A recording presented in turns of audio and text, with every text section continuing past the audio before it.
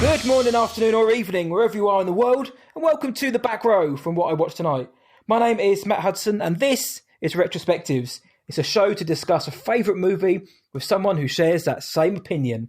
Joining me in The Back Row tonight is a jewel in the crown of film fandom and film Twitter. She's a journalist, she's the editor of Glitch Online, she's a streamer, she also finds time to eat and sleep. It's Siobhan, also known as Siobhan and the Dead. How on earth are you? I'm good, thank you. That was quite the introduction. Making me blush. But yeah, I'm all right. Good to hear. As I mentioned, we entered off air. The world is a strange place in a minute, so it's nice to be able to come on and talk some film. And tonight we're going to be discussing a film that makes me hope that this episode doesn't get lost and then found a year later and I've disappeared. We're talking about the Blair Witch Project tonight, so we're keeping it light. But before we talk that, Siobhan, as I've just mentioned, you're a journo. You're on film Twitter. You're in film fandom. You're the editor of Glitch Online. You're a streamer. Tell the listeners out there, what is it you do then in the film fandom community? I mean, a lot of the time at the moment I'm doing a lot of game stuff, but I pretty much just write about films. I have a very big soft spot for horror films, especially found footage films. And I mean, sadly, I haven't written much about it in the recent months, but it is something that I hold very dear to my heart.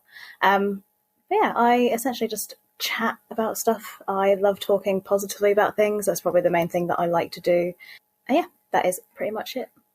We like a positive. We stand a positive person on these shows. We'll give out these social links at the end of the show. So if you don't follow Siobhan, and if you don't, why not? But if you don't, we'll give out the links to where you can find her at the end of the show. But so I mentioned we're talking about the Blair Witch Project, and as I do on every show, I will start off with the admin.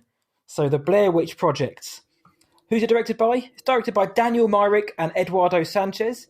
It stars Heather Donahue, Michael C. Williams and Joshua Leonard as themselves.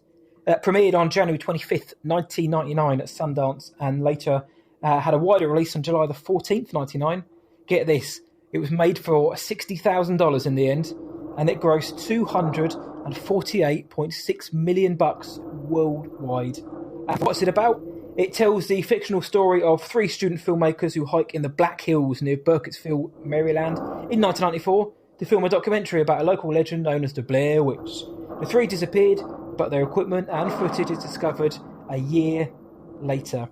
Now, if you haven't seen the Blair Witch Project, I urge you to go and spend an hour and 22 minutes and watch it, because we are going to be going full spoiler. We're going to be spoiling everything about the film, hopefully other than your enjoyment. So this is your spoiler warning. One more time, spoilers. So enough of me talking. We haven't come to hear me talking. Siobhan, the Blair Witch Project then, why is this film ranked so highly for you?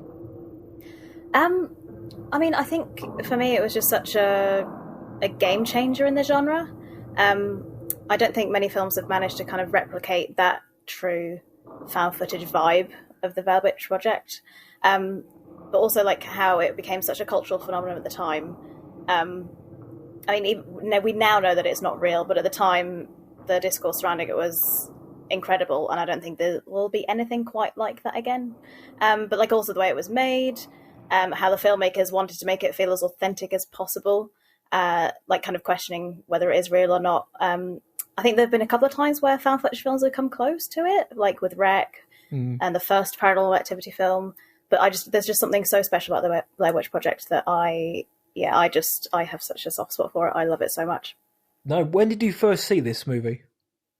I think I was about 16. I'm not entirely sure when it was, but I was actually scared to watch it for so many years. To be fair, I was 6 when it came out, and I kind of was aware of it through like osmosis, really. I mean, I think I first became aware that it was like, a scary film when it was parodied in Scary Movie, which probably wasn't the best introduction to it. But yeah, but I mean, it still scares me now anyway. But it's like friends talking about it. There was always this thing where like you'd be at a sleepover and you'd get friends telling you about the scary movie that they've seen, and I'd be sat there like, oh my god, I'm too scared to watch it. Look at you now. I mean, I know, like, I used to be so scared of horror films, like, genuinely, like, but I always liked spooky things, if you know what I mean. Like, I've always loved Halloween.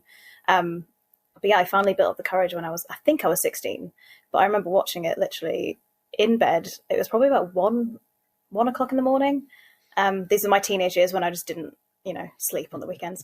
But yeah, I had the laptop in front of me, like it was right in front of my face. Like I was lying down in bed, lights were off, headphones were in. And I was just so petrified I had to sleep with the lights on afterwards. But I do remember spending like an hour or so afterwards just Googling it. I was in like a full Google hole. And yeah, I was just completely, I don't know, I guess it was just genuinely captivating, but also terrifying. And yeah, that was my first experience of watching it. And I'm kind of glad that I experienced it like that as well. It was a great use of the word osmosis. I've got to say, it's the first time anyone's ever used that on this show. So thank you so much for bringing some class to this show. I've got to use my English literature degree sometimes, I'm going to have to write that down and make sure I use it at some point in another show. Osmosis. I totally echo what you say about the film itself and how it just blew the doors open off this footage. Because there were other found footage films before that, but this did bring it into the mainstream. It really did. Definitely, and yeah. It's really odd to say that because this film is like the least mainstream horror film out there. It's so stripped back. Because if you think about what the film is, how it's presented, the events that happen in it, and of course the ending, modern horror could learn an awful lot about this. And I'm not. Yes. I do have, and I love horror films. I love horror films. As anyone who listens to the show knows that. But I'm always down on a lot of the contemporary stuff because it's just crap. But even then, before this, horror wasn't exactly, breaking the barriers down. Because in the mid to late 90s, we had a lot of Scream movies. I Know What You Did Last Summer, a few of those, another Halloween movie. The early 90s were better, but people were desensitized to people getting sliced and diced. And then something like this comes along. I can see why it scared people. And I was old enough to remember when this film came out. I would have been 13 when it came out. I didn't see it at the cinema because I believe it's an 18 certificate. But my sister's old boyfriend at the time, he managed to procure a copy on VHS, which obviously nowadays, don't do that, guys. It's bad. But he managed to get a good copy, and we watched it and he turned the lights off and we watched it. And it, like you, it scared the living daylight out of me because I believed it was real. And so many people did that as well, but I believed it was. All I'd heard before was there's this film out and, it's real and, people die at the end and I genuinely believed that it was a real film. I mean, when you were watching it for that very first time in your bed with your headphones in, did you get a sense of did you get sucked into the hype as well, even though you obviously knew it wasn't? That's a really good question, actually, because it's so interesting because it was kind of half of me was so into it. And it was bizarre. Like, I know obviously what happens in the film is horrible. But there's that little part of me that's like, I kind of wish it was real. So like that kind of part was no, but Yeah, I do. Yeah. that part of me was like fueling the kind of what the film was giving me in terms of, the film is directly trying to tell you that it's real. So when I was watching it, I was kind of in that zone. Because actually, when I watched it, I don't think I knew for certain if it wasn't real or not. Mm-hmm. Oh, wow. I'm not sure if I did. I think at the time it was, that question was still floating around, but obviously it wasn't as, because people started to not believe everything they saw on the internet. But I think, even by then, there weren't many interviews with the actors, I don't think, as much. I think the information that's on the internet now is a lot more extensive. So even now, I think if someone watched it the first time now, I think they'd probably be like, yeah, this isn't real. But I still had that sense, it was 10 years, 11 years ago since I was 16. Because it's because I turned 27 on Sunday. So happy birthday for Sunday. Thank you. So yeah, it was actually 11 years. And I think the internet still has changed quite a lot since then. Mm-hmm. But yeah, I was just researching it for like an hour afterwards because there was that part of me that was like, is it actually fake? Like, there's like, it was, I still had that kind of experience, but not fully, I don't think.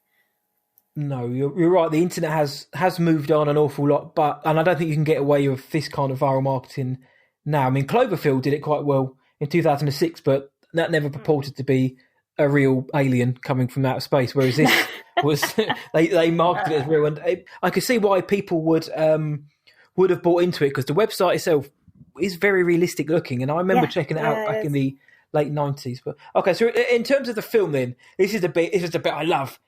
The bit, all of our favourite moments. So, the film's an hour and 22 minutes long. It's not that long. It thunders across at a pace, but let's do it. What are some of your favourite moments of the Blair Witch Project? Oh, well. The thing is, I will start by saying, like, a lot of people are like, oh, nothing happens in this film, but they're wrong. Because there's just so much stuff. Like, I think I was saying the other day to my boyfriend, like, that every time I watch it, I see something different. So I think I'm just going to go like kind of chronologically, I guess. So the initial interviews I think are great, but there's one that I love, and it's the one with the woman with the kid. Yes, yeah, that one, which I've actually looked into, and apparently she was one of the few people they interviewed who weren't plants, so she just made up the story on the spot. Apparently, no way. According to the commentary, she just made it up. And I think, I mean, you can kind of tell. And I think the bit that I love about that interview so much is the kid and the kid's reaction. And I think that's it's like no, like how she like covers her mouth and it's like no, stop talking. It's like oh my god. But yeah, I think that is probably one of the best moments for me, because it sets the tone that, there is obviously an awareness of this in this town. Even the little kids are scared. And yeah, I think that is probably one of the best bits of the film for me, even though it's such a, non-scary bit at the start. But I just love how apparently she wasn't a plant. I think that's just great. I never knew that. Yeah. Again, I'm not entirely like, it's one of those things that, I mean, obviously I trust the filmmakers, but I don't know, like, are they like saying it just because it was such a good bit? I don't know. I'm not sure, but in any case, I'm going to say that she wasn't a plant and it was just like all improvised and it was great. So I'm going to agree with you as well. I'm going to take that now because I never heard that. I'm going to run with that. I like the interviews at the beginning because even before that, you've got the title card, which is so unassuming. It's just black screen, white text comes up, bosh.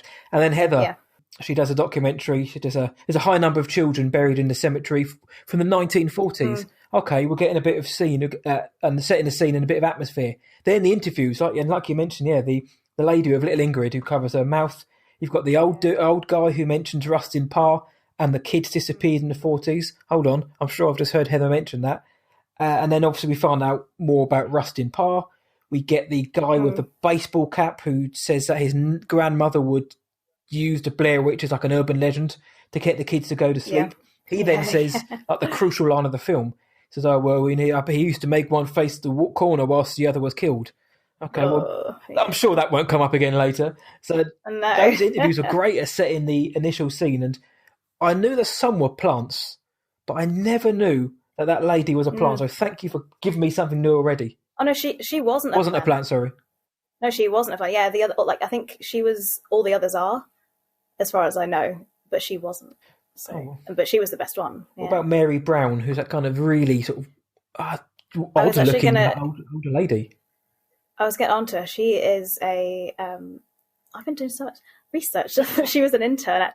She was like, I think they called for interns for something, and she came up and was apparently like, I think they quoted it saying that she was like the oldest college intern ever.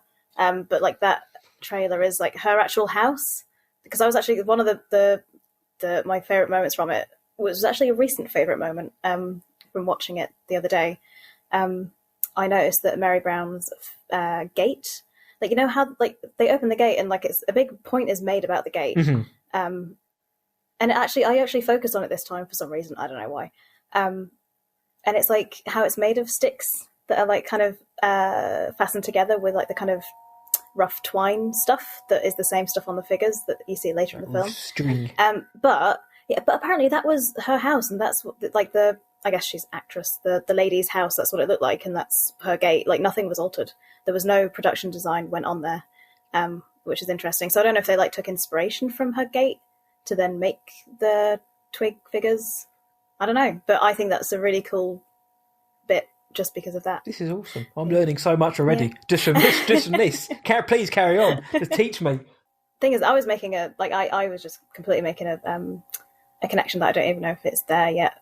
I mean, you'd have to ask the makers of the film to see if they actually did take inspiration from her like already made up house. But yeah, it's an interesting connection to make because again, they do linger on that shot of the gate for an awful long time. And for those, everyone listening to this show now has now seen it. Obviously, all the footage was shot by Heather and Josh primarily, and Mike was the sound guy. Mike, sound man.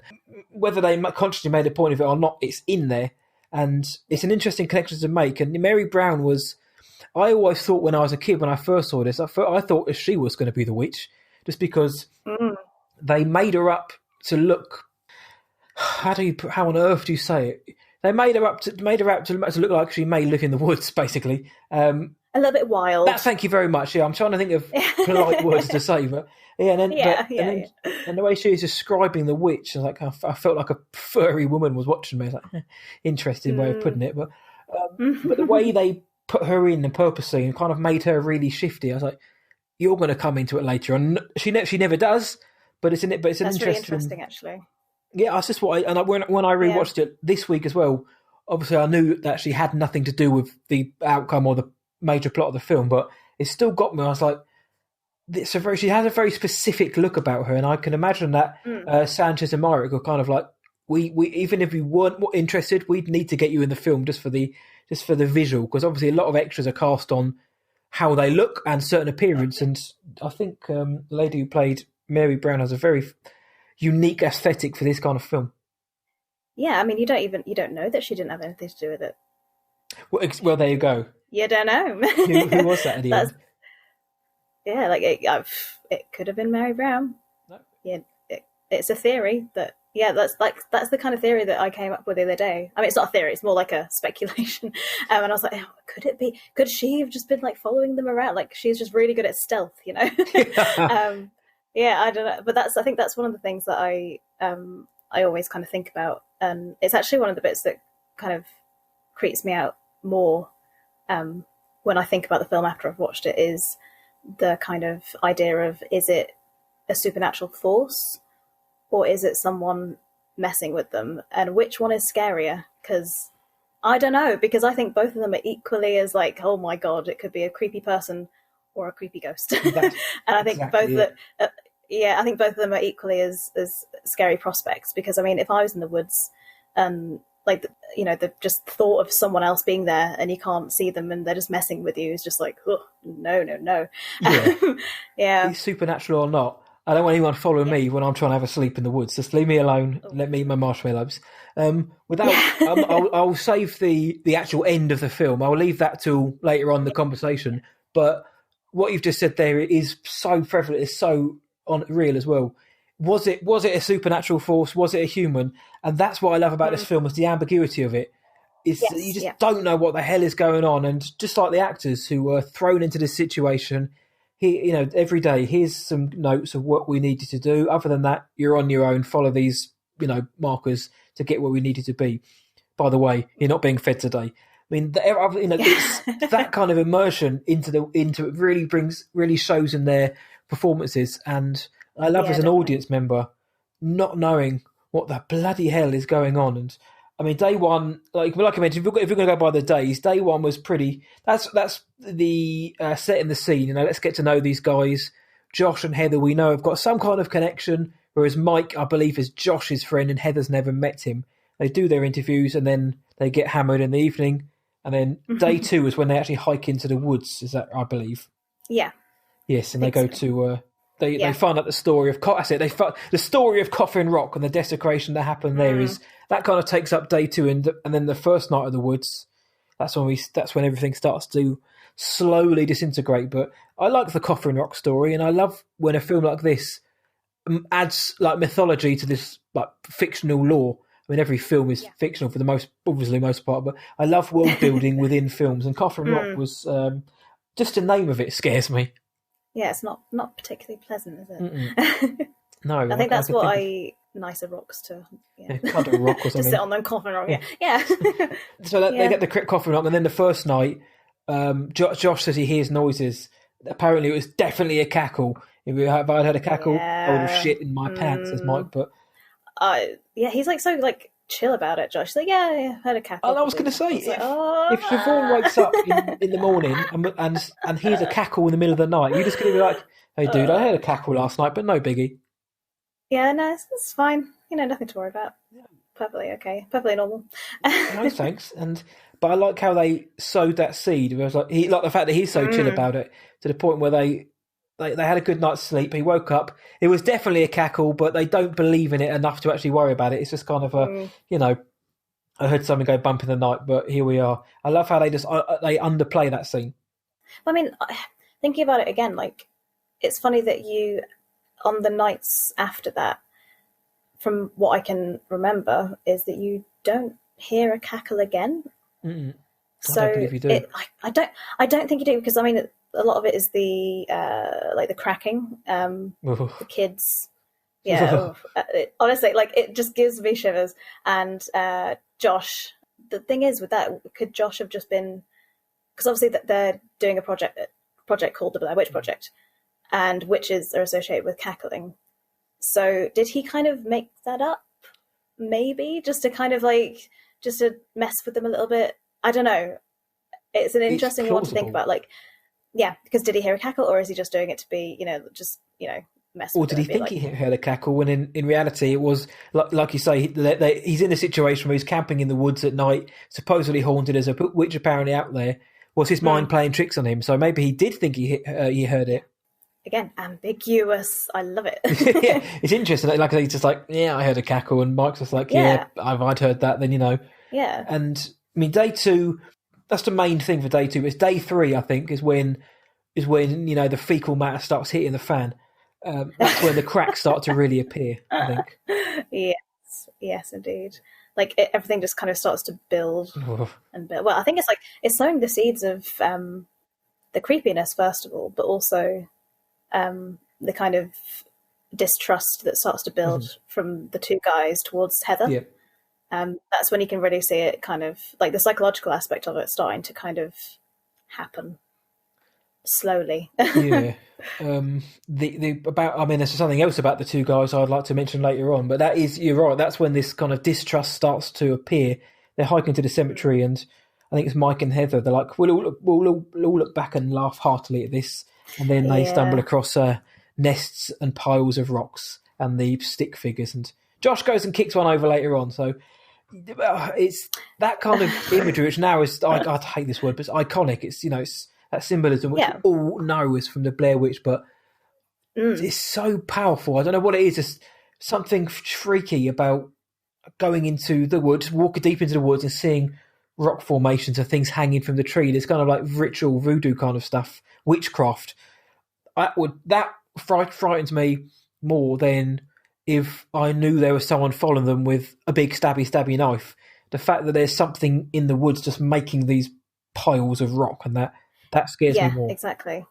It's like, because you say about someone like following you through the woods is, stabbing and whatever. They've got a clear motive, they want to kill you. Whereas whereas if you're getting someone to follow, again, if it's a person or a supernatural force that's following you, that is deliberately doing things to mess with you, like deliberately putting these things to kind of unnerve you, to what is the motive? I think that's just another scary aspect. If it's a human or a ghost, what the hell are they doing? Why are they just trying to creep them out with rock piles and sticks? And it's just always horrible to think about it. Ugh. And it shouldn't work though. It shouldn't be scary, because I know lots of people, I've read online, a lot of people who watch it now, for the first time when they're older, in their 20s and whatnot, and they'll say, what's scary about a pile of rocks and a load of sticks? But that's exactly it, though. That is what is scary. Yeah. What are the rocks there for? Who's making these sticks and just hanging them up? The sort of thing you could go and find in a craft shop. Who's hanging them in the middle of the woods? It's the intent behind it that's scary for me, rather than the actual form. I think that's definitely what it is. It's the idea that there's something that is thinking this and meaning them harm. Yeah. And they never explain what they could mean as well. Whether it's just a pile of rocks they just leave outside a tent, or if there is some kind of symbolism. I don't believe it ever really gets explain. But every time I go walking in the woods, I'm always looking on the floor for piles of rock, and anything which I see out of the ordinary, it makes me think of this film. Just don't touch it. Just leave it alone. Don't kick Run it. away. And it's funny how it's Josh who kicks it over. And then obviously later on in the film, well, he gets his comeuppance. Those rocks came back with a vengeance on that boy. That's the first time though I think we see that there's something weird going on. And well, I think the piles of rocks, I don't know if they're meant to be like cairns, like kind of burial mounds. I'm not sure, because again, this is just me speculating. It could have been confirmed, but I don't know if they're like meant to be, because obviously they talk about all the kids. I don't know if they're meant to be like, I guess, graves for the murdered kids. I don't know, or just something like that. But then with the pile of rocks outside, I guess it's like, you're all gonna die kind of thing, which is also quite horrific and really creepy to think about it like that. As in, like, it's that whoever it is doing it is telling them in this bizarrely, symbolic way that they're going to kill them. It is very, Stone Age, isn't it? Almost, obviously there are rocks, but it's very kind of antiquated way of telling someone that, by the way, you're dead. You can die. Yeah. And there's nothing you can do about it. You can keep walking around in a circle, but I'm going to get to you eventually. There's something about it. But even then, I know they start to. They do start to kind of think like, what the hell is going on? And they're filming it, and Heather's filming it, and the guys are like, let's turn the camera off and let's get out of here. And we can tell that it's starting to affect Mike quite a lot, because later on in that evening, we hear the stones crashing around them, and Heather wants to go and get the DAT tape and record, but Mike is terrified. Mike's not going out, and that I found that interesting as well. Where Mike, they made a point there of showing that Mike isn't messing around with this. He's not coming out, even if it's good content. I mean, I would be Mike in that situation. Not gonna lie, like I would be Mike. I mean, maybe not the kicking the map into the water aspect of it. Not that. I'm not like that. But just the genuine, like, just fear and like just noping out essentially would be me. I'd be like, I'm not opening that zip. It's like the aspect of when I say when you're a kid, I still feel this, but when you're in a duvet and it's like, I'm under the duvet and nothing can get me now. I've got bed armor. I'm in a tent. Nothing can get me. It's that kind of like weird psychological thing that, going out into the woods is not a good idea when there's scary noises everywhere. I'd just be terrified of not being able to have a shower, but that's more about my character than anything else. But I like the characterizations that we get. I like that we get someone like Mike who's the everyman. He is the Siobhan of this, or he's the Matt of this, where I agreed. He's even as much as I'd like to think I'd go charging out into the woods, but like, who is that? What are you doing? And show yourself. I'm staying in that tent. Yeah. I'm taking the rations in my sleeping bag, and I'm not moving. I'll let someone else be the hero, and then I'm staying alive. But I like the fact that they showed that Heather was a lot more cavalier. I think Josh was kind of in the middle of both of them. He had a bit of Mike in him, but he was also a bit more cavalier. But I like that they had these different personalities, and the casting by Mayrick and Sanchez, I think, was spot on in terms of how they got these three to improv essentially and bounce off of each other. I think they did a great job, and the actors, kudos to them as well, because I don't think they get enough credit. I don't think, because no one's going to sit there and say, look, these guys pulled off the greatest acting feat of all time. But what they gave was three, in context of what they were asked to do, extremely believable performances, and I didn't at all think that any of them were acting at any point. I never thought, he's been studying his lines the night before. It all felt real. Yeah. Well, yeah, like the you were saying about they don't get enough credit. Heather Donahue actually she wrote an article for The Guardian. I think it was back in when did Blair Witch come out? As in the new Blair Witch? I think it was like 2016. Yeah. And she wrote an article about it actually, and it was really interesting to see how she felt about it. And she actually felt quite hard done by, because she felt that they didn't get enough credit because they were essentially acting and they were doing all the camera work. Mm-hmm. And they did so much work for that film. Like you said, I don't think they don't get half the credit that they should do for it.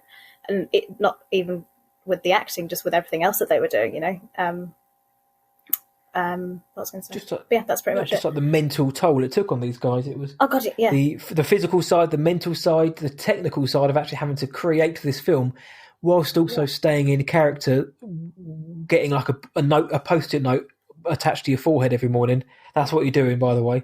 There was a hell of a lot, and to put on their shoulders. And obviously, it goes without saying that if one of the components doesn't work, then the film falls apart. But it's a credit to them that they managed to actually create this film and this atmosphere by themselves, essentially, with direction, of course. But this is basically a lot. This is almost their film, and I'd never take anything away from Mayrick and Sanchez, but this is basically their film. And I know that within film, in the next few days, there are scenes which are parodied and blah blah, which kind of takes away some of the sheen from the performances. But I think that they deserve a bit more credit than they get, and especially going forward now, when the tension starts to ratchet up and things start to really, go south. No pun intended. Then they really do, because then the next day, Josh and Mike just let fly at Heather for being lost. Mike starts to see screaming and he's losing it. Heather's not turning the camera off, and you genuinely believe that at any point Mike is going to just lay one on both of them. Yeah, like it could have easily turned into like it is like obviously psychological, but it could have easily turned into like a kind of thing where they just descend into madness and nothing actually like happens to them, but they're just like they destroy each other. That could have been a direction that went down very easily, and I would have believed it. Like definitely would have believed it. But one of my favorite bits about that is when I think it's Josh is kind of talking to Heather, and he's saying, "I can see why you like," or is it Mike? Oh, I don't know which one it is, but he's saying, "I can see why you like the keeping the camera on because it's like a filter on reality." Yes, that's Josh. He says that. I love that. It is, yeah. I think that's really a really like interesting point. I love that bit. It's not quite reality. That's right. It's a filter. Yeah. And it's all improv as well, which is what is so. Yes. I don't want to use the word genius, but it's so genius about the whole thing. It's all improv. So that's Joshua Leonard just sitting there on set, but in the woods, just coming up with these bangers. And but he's got a point though. He's got a point. It's like you say, by staying in the tent, nothing can get you. If you're watching these events through a camera, it's almost like they're not really happening. And I found that very interesting. And and that's Josh who says that. I mean, like Josh, he loses his cool, but he also manages to. He's the voice of reason a lot of the time as well. When everything's going down, he's the one who's kind of trying to say, like, let's all calm down, especially the next few days. But let's calm down, guys. Let's try and let's stick together. We have to stay together because Mike is the loose cannon from this. Even though Josh and Mike are both angry at Heather for getting them lost, or so we think they are. Heather is staunchly saying, "We're not lost. We're not lost."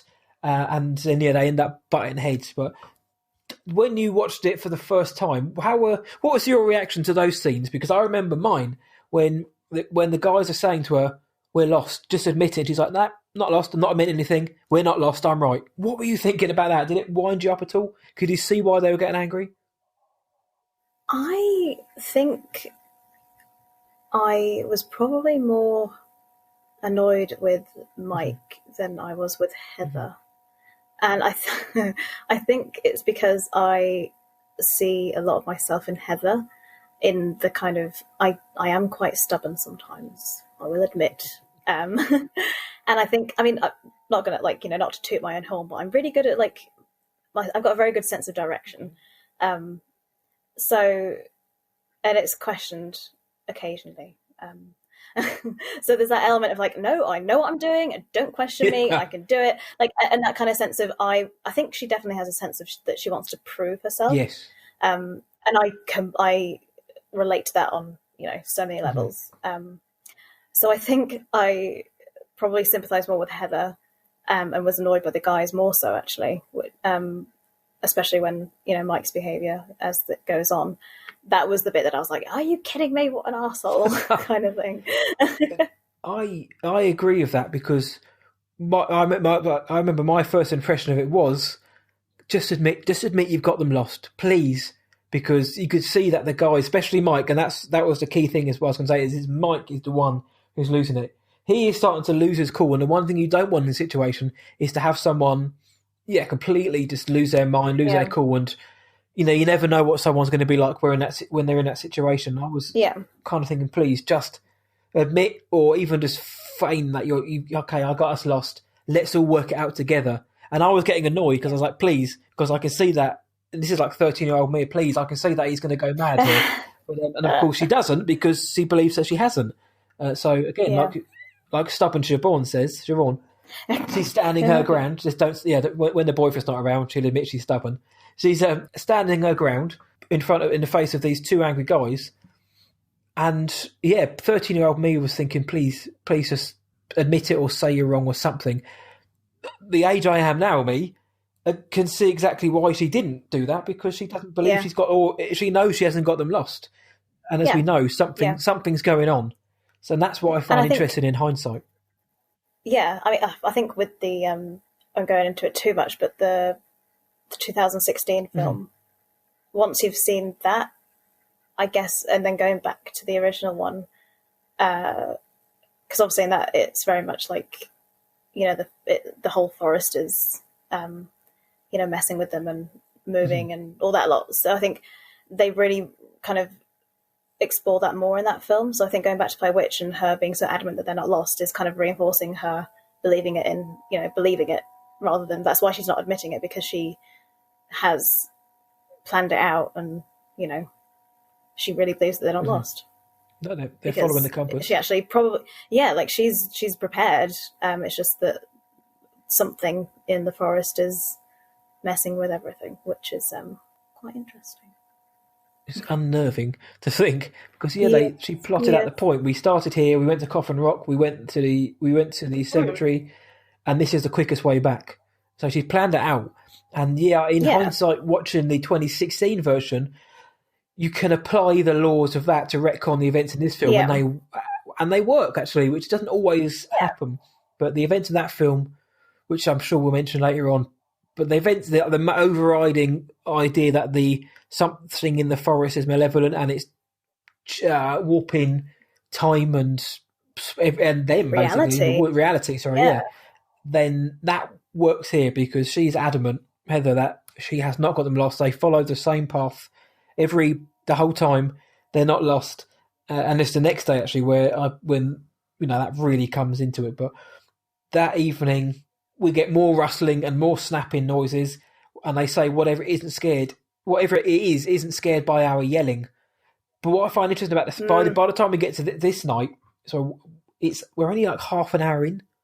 They've really kind of like thundered along. So we've had the interviews, we've had the first day at Coffin Rock, we've had the hike to the cemetery, we've heard stones crashing around them, we've seen the nest, we've seen the stick figures, we've had the very first kind of breakdown argument about being lost.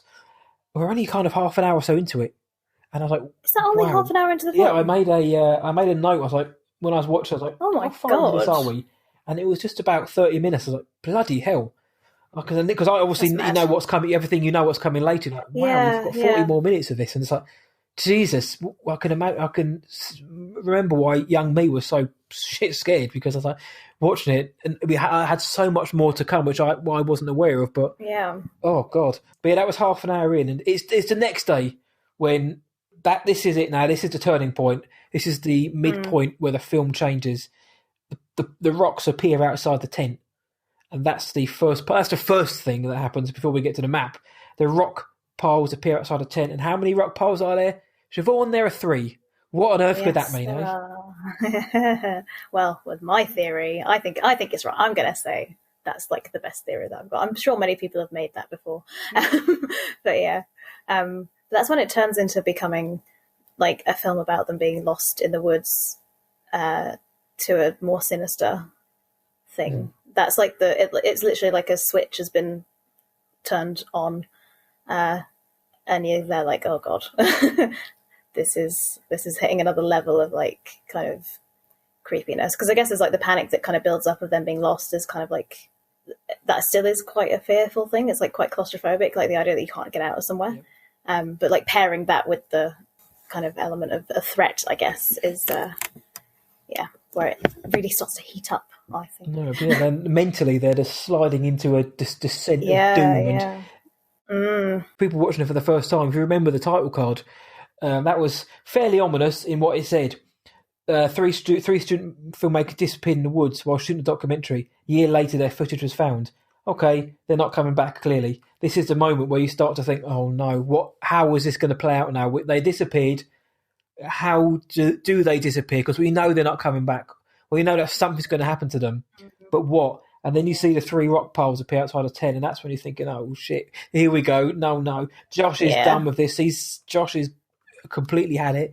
And then just to add insult to injury, like you've just said about the claustrophobia and how that's starting to affect them, the map is missing. That is so not cool. Heather tries to blame Josh.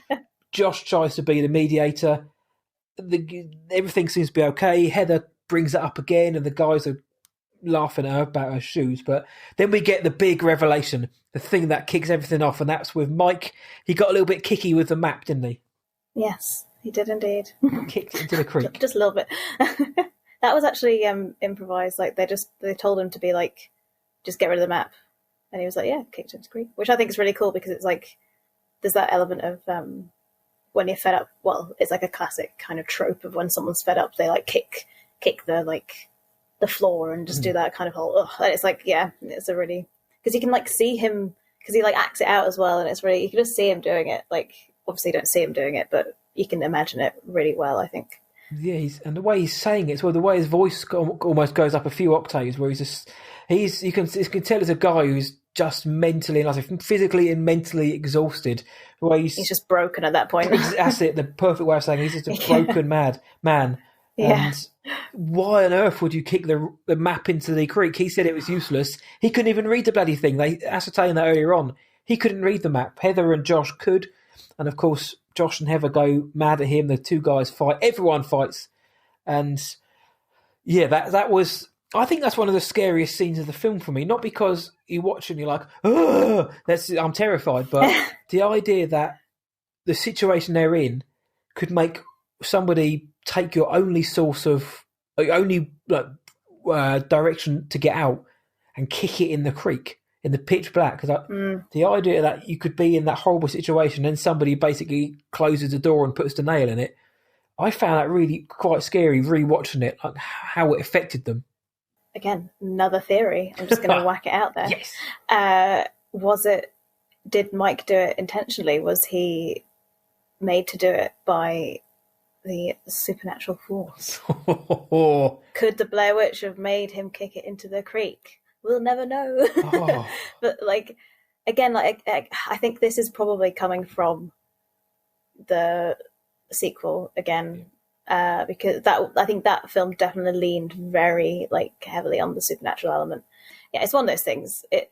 I think in the first one, it's very ambiguous as to whether or not he did do it on his own, or if it was like someone else. Well, the Blair Witch made him do it. Or was it just his frustration and just he'd reached a point? Like it's really interesting to think of it like that. Is it a human thing or is it a supernatural thing? It's like shivers. And maybe that is why. Maybe that is subconsciously why I was sitting there thinking, why do I find this so scary? Is it because you just don't know what's going on? Is there some nefarious force out there in a witch's hat, which is getting into his psyche, or has he actually just gone mad because of the circumstances? And that is, and you expect the film to tell you this. You kind of think, okay, well, by the end of it, we'll know. Obviously, that isn't the case, and that's why I think it's great. But in that scene, the way they act it, and the way there's such a genuine kind of like fallout and bust up between all three of them. That's why I can see people watching it, like me when I was a nipper in '99, believing it was real, because you believe that those three genuinely hate each other in that moment. Like genuinely, there's no acting there. The tension between them is come to a boiling point, and I just think that's what I mean about the performances. There's just something raw and there's something primal about them. And I'm going to keep saying it, but I just don't think they get enough credit for their work in this film. No, they don't. Like improv's hard. Yeah. Like I mean, I'm not an actor at all. You should be.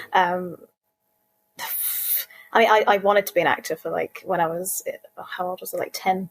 It was like my dream to be an actor, and then I just didn't. But but yeah, no, like I think I remember because I did like acting like classes, and every time we had to do an improv, it was just I hated it. You got to be so confident, and you got to think on your feet quite well. And yeah, I admire anyone who can do improv, but I think these guys do it really well. Yeah, I am also not an actor, and I couldn't improvise to that level. I think everyone can improvise to a certain degree, depending on the situation. Like, I'm stuck in a situation. Someone's ringing me. Do you want to go out? I can improvise my way out of that. But something like this, I mean, if I was thrown to a student film and they said, right, you're going to be in the woods for a few days, just wing it, basically. Do what you think's right and, act off the other people. I wouldn't be able to do it because you'd have those moments of sort of whereas these guys naturally, the timing and the beats that they hit are spot on. I think they're really spot on.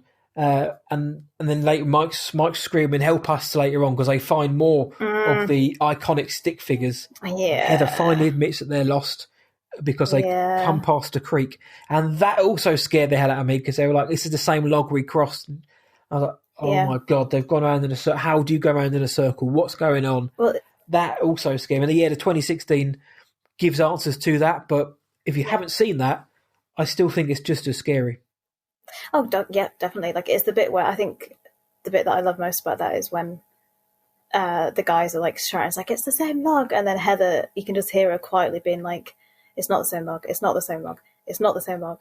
And then she like gets closer and starts kind of like her voice starts breaking. And then she's like, it's not the same log. And then finally she's just like, it's the same log. Oh. But like, there's just so much like distraughtness in her voice. Yeah. It's excellent. But the bit before that with the stick figures, again, it's the same. I don't know how I think it's creepier than the piles of rocks, because a pile of rocks, that's quite easy to kind of, put together. Yeah. You can just pass some rocks onto each other. Whereas, like, those figures, you've got, there's a lot of thought put in those. You got to put them together, you got to get the string, hang them up, but do lots of that. Like, again, who is doing it, why are they doing it, what's the purpose of these things? And again, the 2016 one kind of briefly maybe answers that question, but we'll just talk about this one for now. But it's just it's horrible. And like, I think, like you said earlier, when Mike is just screaming like, help us, and that with the things hanging everywhere, it's just, oh man, it's that is probably one of the bits of the film that sends shivers down my spine the most. And it's like, is it in daylight? Oh no, they go back to it. No, they go back to the stones at night, don't they? That's they right, do not go back to that. That's all in the... Very quickly. They leave very quickly. I would too. Definitely. That was in the daytime. This is the idea about the witch sitting in a house like, I need to find, oh bloody hell, I need more sticks to make this damn thing. See, if you think about it that way, because I do think about it that way sometimes, it is quite funny. Like, it is, like, you can just imagine, like, if it just some weird ghost or whatever it is just sitting there like getting all these things together. It's like, oh, I need to get them done by tomorrow. It's just like Casper. Like, just like hanging them up, like it takes like 2 hours, and like them kind of like hiding behind a tree and like looking at their reaction. If you think about it like that, it is quite funny. I like the idea of someone standing there like a visual merchandise and be like, no, a little more to the right, not that branch, up there please. And like the ghost getting doing like the kind of doing like the designer stance, like standing back and be like, that's it, hand on your lip. Yep. But thinking about when I was watching the film, I wasn't thinking about Gok Wan in the background or something. No, you literally, like, that's the thing. You're so invested in, like, I think you're so transported into that world that I don't think. Watching the film, I've never thought that, but it's always afterwards. Yes, I think afterwards when I'm trying to make myself feel better and go to sleep. You've got to get out of bed and go to the bathroom. It's like, there was someone there putting them up. It's fine. Yeah, you're right though. Yeah. What is putting them? How are they made? And who/what is making them? And it's that's the scary part. And that's what horror. That's the kind of horror I love. Is where you don't explicitly see it at them at that moment. Whether you go on to or not was fine. But at that moment, you've got no idea. It is all those questions. What's making it? Why are they doing it? How are they doing it? Why are they doing it?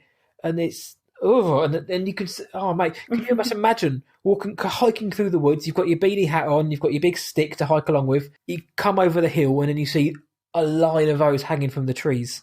Oh, no. Yeah, Absolutely not. Just turn around, go back. No, we're going the long way around. which is the wrong, according to the maps, is the wrong way. And that's just another point as well. That then, back then, I mean, this was, quote unquote, shot in 1994. You got no cell phones, mobile phones for us Brits. You got no mobiles. You got no sat. You haven't got any sat navs. Anything that the new version incorporates, you haven't got this here. So it's kind of like lovely, kind of like throwback in time where we didn't have these things that we do now. We take for granted.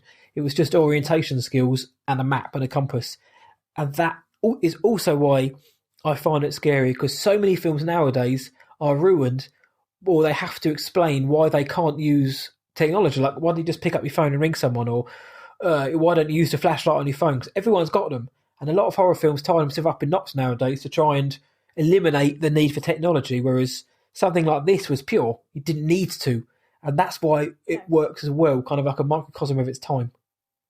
Yeah, definitely. And it's like, it actually makes me think about, if I was stuck in the woods with no technology, I would not be able to do it. I'd be like, I don't know where I'm going. I guess I just follow a stream somewhere and hope that I get out somewhere. Like that's literally my only skill, is like, if you follow a stream, you might get out. But I mean, luckily in the UK, it's hard to get. Well, I mean, there's not massive. You've got to like drive to the woodland and go. You can't just like go down the street and get lost in a wood.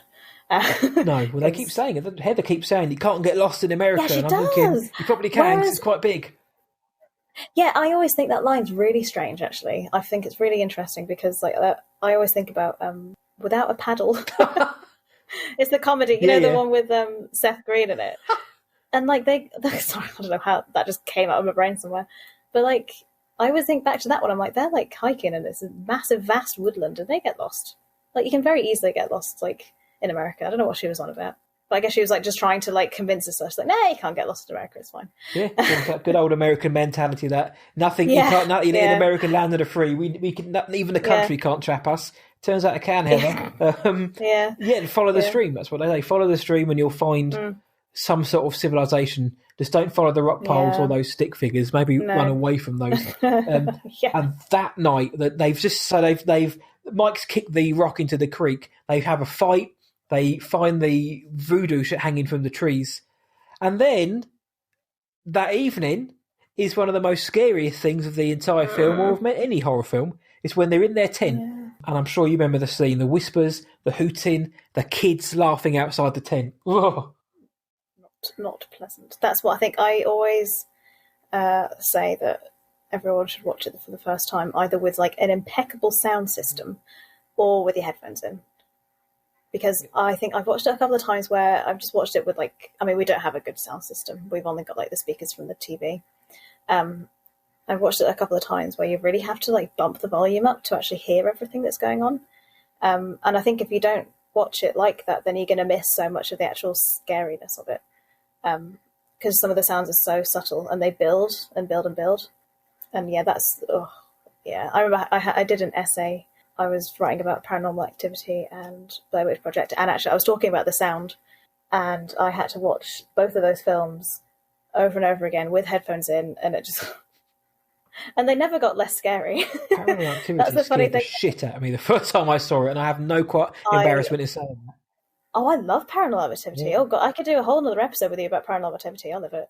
It's in the calendar. We'll do that. Yeah, I love that film. I love it. I think the first one's great. I think the third one is also great. The second one's and then the rest of them we just don't talk about them. Just toilet blockers. Yeah, but even like the sound design itself is so cool, I think. And yeah, like I said, like you just miss so much of it if you don't have the right sound. And even with headphones in, I think it feels like it's around you, and I think that's what it's just like. Oh my God, I can't even imagine what it was like in the cinema. I wish I'd been able to see it in the cinema. I like the idea of sitting there actually watching. And I know Christopher Nolan, if you're listening, turn your headphones off for a second. But I like the idea of watching this film on a laptop with your headphones, because to me it almost captures that found footage definitely. element. Quite, it's almost like you are watching something online, which you probably shouldn't be watching in terms like this film. If you watch it, it's like, oh, just found footage, and with your headphones in, the surround sound with a decent set of headphones, moments like this with the kids laughing and like the hooting, God Almighty, that would just fill your senses and just and especially then when these hands start pushing the tent and they have to run out, but that kind of rustling would be all up in your grill, as the kids apparently say. That would be, oh God, just, I mean, I love this scene for what it is, but just that build up with like, what the hell is that noise? What is that? Is that kids? And then when you watch it, there's nothing scarier than kids in horror films who just giggle. But there's one bit that it always creeps. I think it creeps my boyfriend out more than it does me, but there's always this one particular sound bite, and it sounds like a baby. But I think I'm pretty sure they've manipulated it a little bit. So, it's horrible. It's it's what you don't want to hear in the woods. No, it's almost like it's a baby laughing, but then it's almost like they've overlaid. I don't know what they've done, but they've like, it almost turns into kind of like a scream laugh. Oh, it's horrible. Like it's one soundbite that I always know when it's coming, because it's so, like, in my head it's so iconic that, like, your boyfriend's hiding behind a pillow, that's why. He hates it. He absolutely hates it. Yeah, he absolutely hates it. And like, it was actually funny because he was the one who pointed it out to me. And then ever since I've watched it after, I've been like, oh my God, that's a horrible sound. Like, that is just atrocious. Yeah, I think it's not pleasant. I'm going to YouTube that sound, because I know the one you mean, but this is the thing, because it's so scary and horrible sounding, but I want to go and listen to it again. I think, I don't know what they've done to it, but they have. I think it isn't just straight kids' noises. I think they've definitely manipulated it just to sound a bit like, ugh. Yeah. But the actors didn't know the actors didn't know much of what was going to happen. They definitely didn't know that there was going to be those noises, and that hands would be pushing into their tent, because even one of them shouts, "Did you hear that baby screaming?" And when you're in a state of flux and complete almost like mental breakdown anguish, to hear a baby screaming in the middle of the woods in the middle of the night, and then to have your tent being thrown around, God, Jesus, God Almighty! And then we get one of the classic moments where Heather darts out of the tent, and I don't blame her, and Josh is following her, and she's just running, and he can just hear her scream, "Oh my God, what the fuck is that?" And we don't see what it is, but I love that scene. I love that moment, and even though there was something there, I'm so glad we didn't see it. Yes, I love that scene. That was one of the things, that's one of the ones that I've like written down as one of my like favorite bits, and it was actually, there is something there, because it's I think it's one of the producers is like in, like, it's got like a tights over his head, and like they've like to just look a bit creepy, and they intended them to turn to it and have the figure on camera. That was the intention, that's what the directors wanted to happen, but Josh, he didn't turn in time, so you don't get it. And I actually think that it's so much better without seeing anything, because I have such a strong opinion about show don't tell in horror films. Mm-hmm. No, tell don't show. Tell don't, tell don't show. The opposite way around.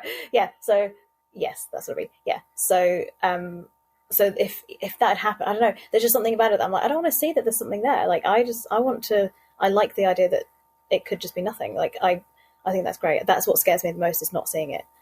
And I'm just really glad that was like quite a happy accident, I think.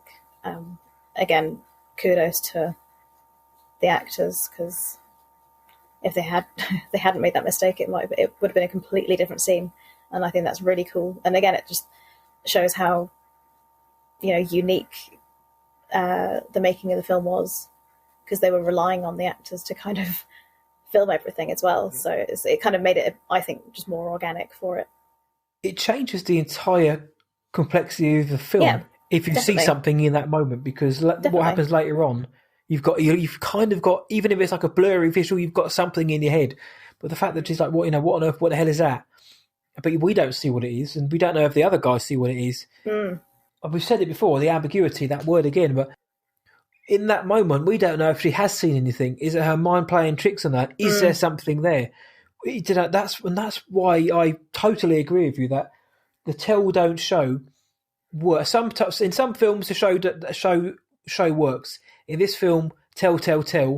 Yeah. Who would have thought? But by not seeing it, it just takes up another level of fear because you're led to believe there's something there, but we don't see it, and we're not even sure if it actually is there. And I love it, and that's it. The scene changes if you see something. If Josh turns to the camera and sees something, because I don't know what they would have done to cleverly edit it if he'd actually got a clear shot of a guy standing with a pair of tights over his head, or if they would have. I'm interested whether Mayrick and Sanchez, whether they would have edited that scene if you had seen something, even if it was like a blurry image in the background. Would they have like chopped like a frame or two out just so it was like really quick, or would they? I mean, really, obviously we'll never know, and I'm like you, quite glad that we won't ever know. But it's interesting that they had the idea that something was going to be filmed. So when we find out that the ending, that there's so many questions, and inadvertently there's even more questions because of this scene. But and again, it's a scene that gets parodied a lot, but I really like this scene and everything that is built because of this scene, what comes afterwards. But yeah. Matt, this is the night scene that scares me the most, I think. Yeah, because I think just so much. It's just again so much tension without you actually knowing what the hell is going on, and I think that's what in horror films that's what kind of takes me out of it. As soon as you see the perpetrator's not the right word, but as soon as you see the figure of what it is, if it's like a supernatural thing, as soon as you see it, I'm like, oh, that's what it is. It's not quite as scary as you pictured in your own head. Yeah, not as scared of it anymore. I think it's like is it the Babadook? Because you kind of do see it. That one's a weird one because there is a point in the film where I'm like, I'm not really scared now. Yeah, and I think a lot of it comes down to it just being quite, just not what you imagined, and because your imagination can sometimes be worse. Yeah, can think of scarier things than what the film is going to present to you, which I think is really interesting. I mean, some films do it right quite well when the thing that is scary, that they're showing you is scary. But I think when they've built up the tension and not shown it to you, and then they show it, and it's like, oh, okay, well, it's not as bad as I thought it was going to be, kind of thing. It's like jump scares. Like, oh, I have such a hatred for a cheap jump scare. Like, when they're done right, they're fine, but because there's nothing worse than you get a jump scare and jump out of your skin, because obviously they've got the orchestral sting that happens and this Bang! thing in your face, and yeah, it is a scary thing, but then once you actually get a closer look at it, you're like, I'm so annoyed that stupid thing scared me because it's not even that scary looking. And that's what I love about Blair Witch Project. There isn't jump scares, and I appreciate that a lot. I love it. Even again, we'll probably get into it when we're talking about the end scene, but even in the end they don't, and it's great. No, yeah, because the only jump scare I could think of was in this scene where the tent gets pushed, but it's not played as a jump scare. It's and that's what, and yeah, you're right. It's this, the suspension of disbelief is what horror it lives and dies on. And sometimes it will, like the Babadook. I love that film, but yeah, when you actually see old Dookie, or the manifestation, or whatever, you think, now I know that it is a supernatural force. My mind's having to work overtime to believe that this is a real thing. Definitely, yeah, that's what it is. Yeah, something like The Ritual as well. I really dug The Ritual for the first 75% of the film, and then when it got to the end and you see what is actually the big bad is, I'm like, oh, that's blows. I really don't like that. Whereas something like The Exorcist, greatest film of all time, no denying, the masterpiece. I won't hear any arguments against it. They don't mention the name Pazuzu, whereas they do it all the time in The Exorcist 2. I've only seen the first Exorcist. Yeah. Well, I need to see the others. 2 for a laugh. The third one is admittedly, I think, is great. But they do that in Paranormal Activity, and that's why I don't like the after 3. I kind of go off them a little bit because I think it is the Ghost Dimension. I think is that the 5th. Oh, whatever. I can't remember which one it is, but that's the one where they literally show you, and I'm like, I don't want to see what it is, because the very nature of the first film is that you have you're scared because you don't know what it is. The people in the film don't know what it is, and it just makes it so much more terrifying. And I just yeah, I that's why I just go off the rails with the Paranormal Activity sequels, because I'm like, I just don't want to see it. Just don't show me. I don't want an explanation. Just No, you're just right. leave it alone. I totally agree, because if like the fourth film in the series shows you what the big bad is, the ghosty, then it kind of impacts how you see the other films, and Yeah, it can definitely. do, and that doesn't always work. Whereas actually Blair Witch 2016 at times actually benefits and actually lifts the Blair Witch up even more, Blair Witch Project even more. But then you get sometimes you just don't need to. You don't need to that much exposition, and No. filmmakers need to have the courage to look at their conviction to allow the audience to come up with the scenario in their head, to let the audience, don't spoon feed them what you think they need to see. And obviously the Blair Witch Project, some of that was budgetary. They didn't have any money whatsoever to do this, so there's only so much that they could show you.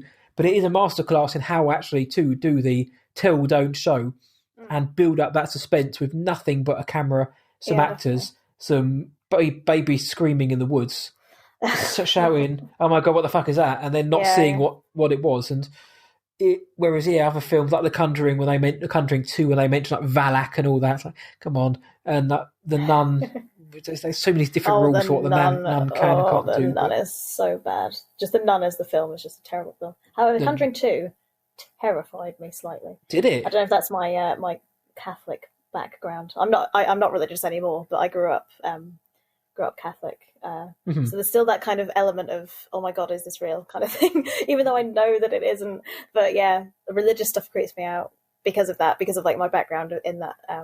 That's really interesting. Yeah, it's funny. It is. That's why like my mum is still like genuinely, she refuses to watch The Exorcist again, because she saw it and it was like the most terrifying thing. Because I mean, thinking about it, like if you are religious, then the devil and if you believe that, then it's real. Like that's what your religion teaches you, which is I think that's another reason why I probably didn't watch. Yeah, it's actually quite interesting, because I think I probably started watching horror films when I stopped being religious and started not believing in stuff, which is, I didn't actually think about that before, but that is quite interesting. You've learned something about yourself as well by coming on this show. I have, yes, I have. That's really interesting though, because I mean, of course, we could talk for about an hour, for hours, just about that. But it is an interesting how horror can bring out those kind of different backgrounds, can give you a different perspective. And I know, obviously, a film like The Exorcist it was almost intended for that reason, or certainly Billy Friedkin, the director, said so. Yeah, and that's why I think how the Blair Witch Project got it right was because it doesn't matter your background or anything. None of that comes into this kind of film, and that's what I think is, again, it's really well done, because you don't see what it is. They don't shoot their load and say actually it's a supernatural being, or it's a religious, it's a demon, or it is just a psychotic human being. It's left for you to make up your own mind. So whatever your background or your beliefs are, whether you tailor your thoughts based on that, I find extremely interesting, especially when it comes to this one. No, I completely agree. No, that's opened my eyes now. Wow, I want to ask everyone about their beliefs about that system. But the next day, I don't think there was an awful lot. The next day is more about them, how they were reacting to what happened the night before. There was slime on Mike's water bottle, and Josh's stuff's been thrown around. Heather bites people, and Josh is losing it. And that's when another time they're walking south, and they come back across the tree they've already crossed before.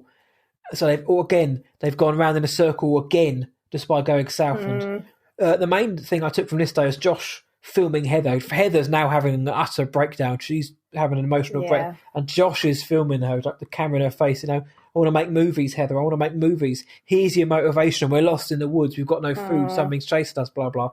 That's another shot. That's just, again, I don't see Heather acting in that. I see that as a genuine reaction. That's why I can see why people believed it was real. Yeah, definitely. I think because, again, like reading the article that Heather actually wrote about it, it is all like, because she was saying that a lot of the time, like it was like quite pleasant to shoot. So that's entirely her just being in character, which I think is great. I think it's really, really cool. Like, and again, it just shows how great they were at improv. But I think that's probably one of the it's quite a jarring scene actually, because just how he's moving the camera, and I mean, I think, I don't know, maybe because I just don't like being shouted at. I mean, who likes being Yeah, shouted at? But you know what I I mean? agree Like, with you I'm there. not used to it. And sometimes I'm just like, oh, just stop, just don't like it. Like, no, yeah. That's probably one of the most uncomfortable scenes for me. I think it's meant to be. Yeah. Well, you can. I mean, on one side of me, I can understand them just exploding in anger, but then you like you say, you get to the point where okay, you said your point, kind of thing. Like you said your point, Yeah. but even I think even Mike's when Mike is the voice of reason, he knows something's gone wrong.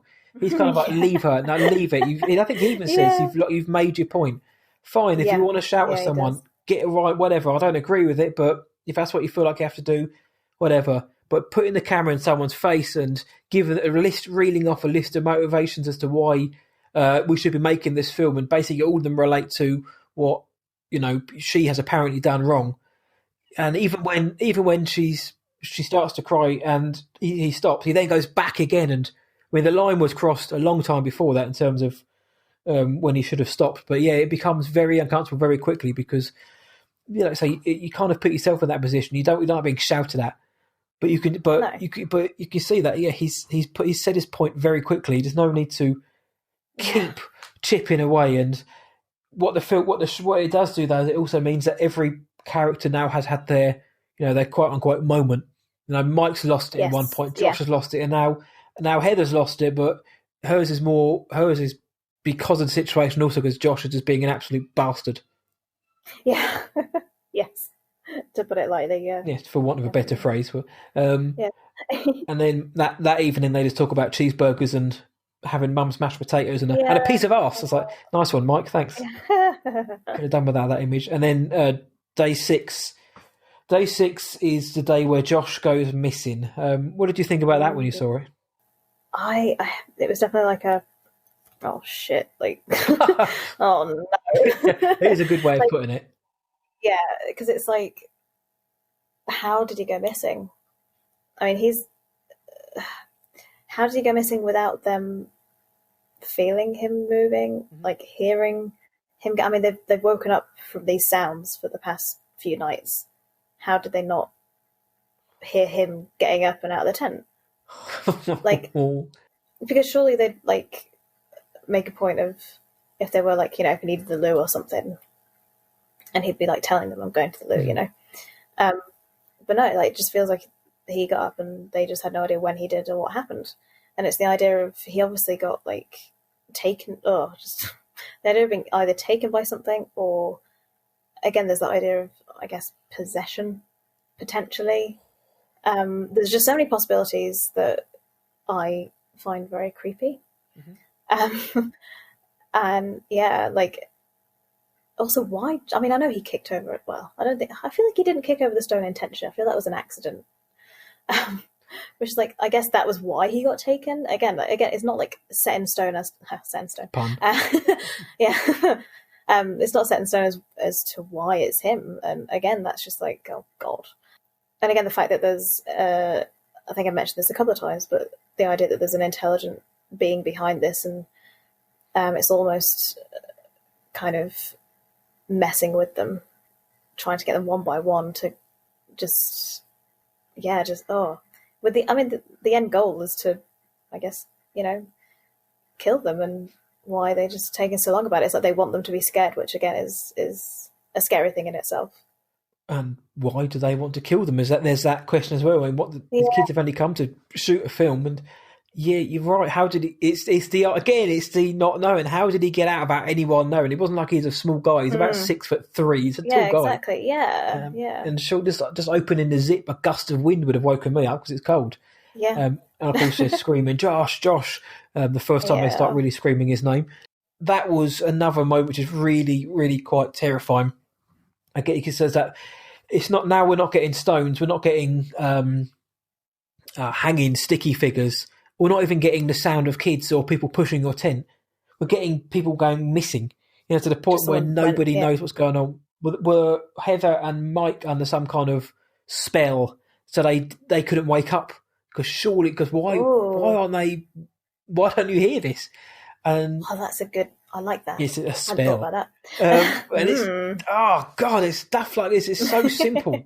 I mean, I'm Yeah. sitting there thinking, "Oh, how do they do it?" But it's so simple. I mean, just like the idea of like someone gone missing. They don't tell you how. I love it. And then there's a great quote as well that day where Mike says, Heather's like, right, Mike, which way are we going? Which way are we going? East or west? And Mike says, which wicked witch was worst? Was worse. And she's like, Yes, I west. love that And he's bit. like, right, let's go east. Really Yeah, clever line yeah, I on the love spot. that. I Like you really said, like that line. improv. Good improv. Yeah, really good improv. Yeah, oh, I always forget about that line every time I watch the film. Like, damn. I mean, it's not like it'd, mean anything, but I like his logic. Yeah, when you've got I'll nothing say else to that. hang on to, at least hang on Yeah, to the hang on to a classic, fictional witch. Yeah, like, oh man. the old Disney films and the old fairy tales of old. Let's go by them. Yeah, yeah. But then they mentioned pumpkin pie, meatballs, ice cream, red wine. Well, if you like smoking, smokes, baths. I was like, do you know what? I really fancy having pumpkin pie, meatballs, and ice cream and wine in the bath now, guys. All of them in a bath. Sorry, bath. Sorry, I'm from Surrey, so it's a bath. Oh no, I'm from Stoke-on-Trent, so it's a bath. I'm in Cornwall, and people say bath here as well. So I've just gone from like up north to, well, say up north, Midlands to like down the southest you can get, and yeah, Still the I still same. don't get tea. Yeah, still the same. Beautiful part of the world, Cornwall as well. If anyone hasn't been to Cornwall, this is the what I watched tonight tourism section. Do go to Cornwall; it's bloody lovely. But not now, not at the moment. Yes, Don't come to Cornwall now, please. yes, Dominic Cummings or whoever the rest of you are, stay out. Yeah, do not go to Cornwall now. When the sun's out In a and few we're months, allowed out, yes. do yes. Exactly. And the ice cream's very nice there as well. Penzance is lovely. Marazion, very nice. It is very nice, yeah. There you go. So back to the film. Probably a lot. Yeah. I'd rather be in Cornwall than in the woods of the Black Hills of Burkittsville. Saying that though, we because I watched the film. When was it? What day are we? Losing track of the This is days. Friday now. I watched the film Friday. Oh, watched the film on Tuesday, just for a refresh, and then we went to one of the local beaches. It's like you've got to like walk through like the coastal path and then woodland to get there, because it's like no one really goes to the beach because it's quite like it's just one that people don't know about, which is great. Nice. So it's like a private beach. Anyway, so we went there and had we made a fire, like cooked some burgers on the fire, and yeah, it was bloody lovely, I tell you that. And but the night before we'd watched the Blair Witch Project, so we packed up, sorted everything out, and we had to walk through woodland, like a little bit of woodland, because the beach is right at the wood. We had to walk through there and on a coastal path, and I tell you what, and the other thing is, the woodland is like on a steep hill. So I have never marched so quickly up a hill before, because it was 12 o'clock in the morning, and we were just like walking by the moonlight because it was so bright. It sounds lovely. And yeah, think about the context. Context of having watched this the night before, and I've never walked so quickly in my life. We were both petrified. It was so funny. It's the moment you want to play the sounds on your phone of like stones being smashed together in your pocket. I think I'd actually cry, like genuinely just cry and run away. Like, oh no.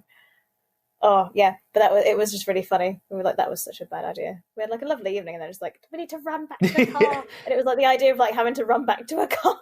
Just stay straight till we'll find the car. Yeah, because I mean, like, there was no one, like, not a soul around as well. So it's just like dead silent, apart from like, yeah.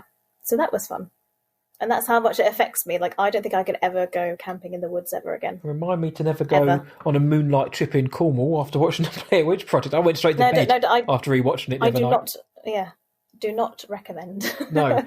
Camping, after watching this film, camping is a big no-no for me. Maybe in my back garden, but that's about as far. Yeah, maybe. But even then, if I heard something, I'm running straight upstairs anyway. So, should we talk about the ending then? Because that's the last day. Josh has gone missing. They think they hear him in the evening.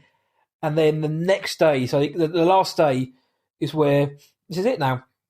They wake up and they find something outside of their tent, don't they? They do indeed. But what I like about that night is when you can just hear Josh's like horrible screams. Oh God, yeah. Horrible screams.